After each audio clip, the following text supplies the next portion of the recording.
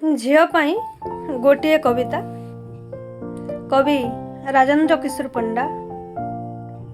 जीवाकु हेब दूर बहु दूर, काहाकु मान करिछु झियो मोर, सुना झियो मोर। तो रुषाघर आगरे तते अपेक्षा करुछि जीवन। खोली दे कबाट, आ जीवाकु हेब दूर बहु दूर। जा मा तू परा घर करिबु घर। कल्प वृक्ष हेली बोली भावी नेबाटाई प्राय कल्प वृक्ष हेबा भावी नेबु। लाजकुड़ी बुदा परी मुदी होई सांकुड़ी जाई कुजी होई रहिबु काहींकी। छुआ बाजिबा मात्रके ठिया हेबु सीधा होई। तरु परी पल्लविबु मेली देबु फूल मेढ़ फल भर पक्षी बसा डाल डाल। पुणी किछि कंटार संभार मेली देबु। देबु आउ दियाइबु, देबु आउ दियाइबु। दे पद बोलिबु तो आकाश रे शकुन उड़िबे। संकुन रहिबे डेणा फड़केई। लहुलुहान हेबु केबे तो महुमुहान हो। केते सरागरे रांधी तू परसिथिबा सुआदिया तियणकु थू करिदेले प्रियजनटिए। कोह चापी स्मृति खेलाइबु। अमृत गिनाक तोर विष हेब नाई झियो। अमृत तो केबे पैठा हुए नाई झियो। योग्यतम देखि समर्पिबु। कहानी बुढ़ी असुरुणी। गोटिए गोड़कू तारी चुली रे पुराई जाली।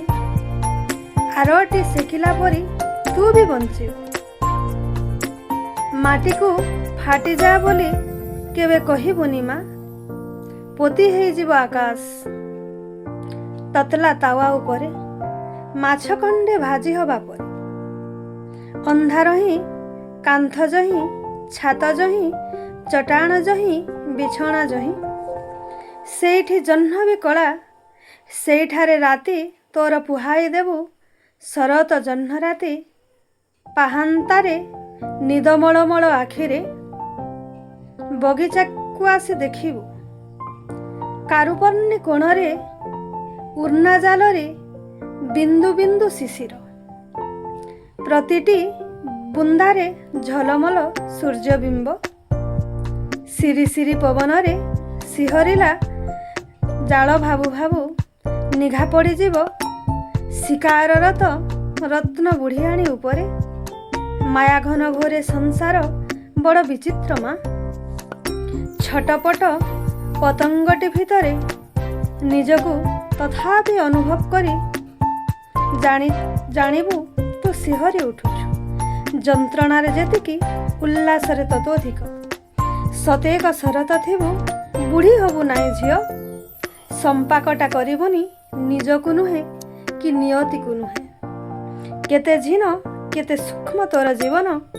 उभेई जीव कविता चहली जीव मिलेई जीव स्वप्न। दारुणतम दुखरे भी दारुणतम दुखरे भी माटी को फाटी जा बोली कहिबुनी मा। पोती होई जीव आकाश बरं जदि पारु बन्हामय होई जीव। निजकू टिके उखारी दे आंचुड़ारे पाताल गंगार फरुआमा। अंधार घनेई पाषाण होई विदीर्ण होई गले। सिंदूर आकाशरे पजेरा फाटिबार दृश्य। माटी को फाटी जा बोली केबे कहिबुनी झियो। माटी को फाटी जा बोली केबे कहिबुनी झियो। बरं तू देवकी परी निजे फाटी जीवु। ईश्वरंक जन्म पाई द्वार खोली देबु। ईश्वरंक जन्म पाई द्वार खोली देबु। प्रणाम प्रिय कवि। गभीर श्रद्धांजलि।